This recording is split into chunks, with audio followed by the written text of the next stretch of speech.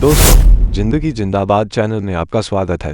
प्रिय दोस्तों, आज हम आपको एक अनोखी कहानी बताएंगे जिसमें 3 भिक्षु, जिन्होंने कभी कुछ नहीं कहा, न किसी ने उनके बारे में कुछ जान पाया, लेकिन उन्होंने अपने हंसी के माध्यम से लोगों को जीवन का सही मतलब सिखाया। बहुत समय पहले की बात है। पुराने चाइना के नॉर्थ प्रेस में 3 मॉन्क रहते थे। उनका नाम किसी को नहीं पता है, क्योंकि उन्होंने कभी अपने बारे में कुछ बताया ही नहीं। उन्होंने कभी किसी बात का जवाब नहीं दिया। चीन में बस उन्हें 3 हंसते हुए भिक्षुओं के नाम से जाना जाता था। वे तीनों सिर्फ एक ही काम करते हैं। एक गांव में प्रवेश करते बाजार के बीचों बीच खड़े होते हैं और हंसना चालू कर देते। वे अपने पूरे अस्तित्व के साथ हंसते। अचानक लोगों का ध्यान उनकी तरफ खींचा चला आता और धीरे धीरे उनके चारों तरफ एक बड़ी भीड़ इकट्ठा हो जाती। वे इतनी एकाग्रता, तल्लीनता व संपूर्णता के साथ हंसते हैं कि उनकी हंसी देखकर सारा गांव हंसने लग जाता। जब वो पूरा गांव हंसी के समुद्र में डूब जाता है तो वे दूसरे गांव चले जाते। वे ना तो कुछ बोलते थे, ना ही कुछ उपदेश देते हैं और ना ही कुछ शिक्षा। वे जहां भी जाते हैं अपनी हंसी से ऐसा माहौल बना देते हैं कि लोग अपने सारे दुख दर्द भूलकर बस हंसने लग जाते। धीरे धीरे चाइना के लोग उन्हें बहुत प्यार करने लगे और वो पूरे चाइना में फेमस होते गए। 3 लाफिंग मॉन्क के नाम से चाइना के लोग उन्हें बहुत प्यार करते हैं, उनका सम्मान करते हैं। इससे पहले और उनके बाद भी कभी किसी ने इस तरह से प्रचार नहीं किया कि जीवन केवल एक हंसी होना चाहिए और कुछ नहीं। वे विशेष रूप से किसी पर नहीं हंसते थे। ये बस हंसते थे जैसे कि उन्होंने ब्रांडी मजाक को समझ लिया हो, जैसे कि उन्होंने ईश्वर के मजाक को समझ लिया हो, और उन्होंने एक शब्द का उपयोग किए बिना पूरे चाइना में इतना आनंद फैलाया जितना आज से पहले किसी ने ना फैलाया था। लोग उनका नाम पूछते हैं, लेकिन वे बस हंसते तो ये उनका नाम बन गया।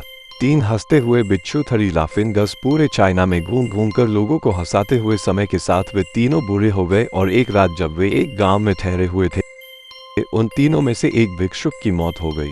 पूरा गांव स्तब्ध रह गया। पूरा गांव बहुत ज्यादा उम्मीद कर रहा था, क्योंकि उन्हें लगता था कि जब उनमें से एक की मृत्यु हो गई होगी तो बाकी जो 2 जरूर होंगे। यह देखने लायक होगा, क्योंकि किसी ने भी कभी इन लोगों को रोते हुए नहीं देखा था। जब सुबह हुई तो पूरा गांव इकट्ठा हुआ, लेकिन दोनों भिक्षु तीसरे की लाश के पास खड़े हैं। जोर जोर से हंस रहे थे, ऐसी हंसी जैसे उन्होंने आज से पहले कभी ना हंसी हो। गांव के कुछ बड़े बुजुर्गों ने उन्हें समझाने की कोशिश की कि यह आपका साथी था और इसकी मृत्यु पर आपको हंसना नहीं चाहिए। तब उस दिन पहली बार उन भिक्षुओं ने लोगों से बात की और कहा, हम हंस रहे हैं क्योंकि यह आदमी जीत गया है।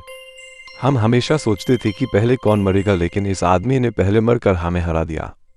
हम अपनी हार व इसकी जीत पर हंस रहे हैं। इसके अलावा ये कई वर्षों तक हमारे साथ रहा। हमने एक दूसरे की मौजूदगी व उपस्थिति का आनंद लिया। उसे अंतिम विदा देने का इससे बेहतर तरीका नहीं है।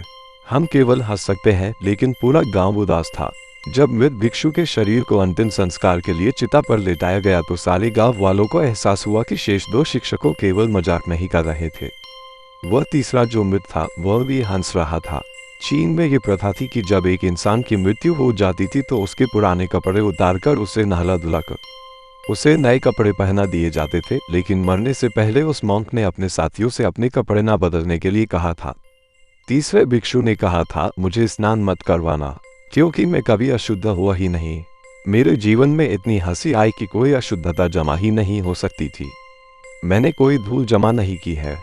हंसी हमेशा जवान और ताज़ा होती है, इसलिए मुझे नहलाकर मेरे कपड़े मत बदलना। जब उस तीसरे भिक्षु के शरीर पर आग लगाई गई तो गांव वालों को पता चला कि उस भिक्षु ने मरने से पहले अपने कपड़ों में कुछ पुरानी चीनी पटाखों को छिपा रखा था, जो आग लगने के बाद फटकर आसमान में रंग बिरंगे कपड़ों में फैल गए। और ये देखकर एक बार पूरा गांव जोर जोर से हंसने लगा। तो इस तरह से वो तीसरा मॉन्क मरने के बाद भी सारे गांव वालों को हंसा गया। और ये देखकर शेष दोनों मॉन्क ने कहा, चालाक आदमी, तुम मर चुके हो, लेकिन तुमने हमें एक बार फिर हरा दिया।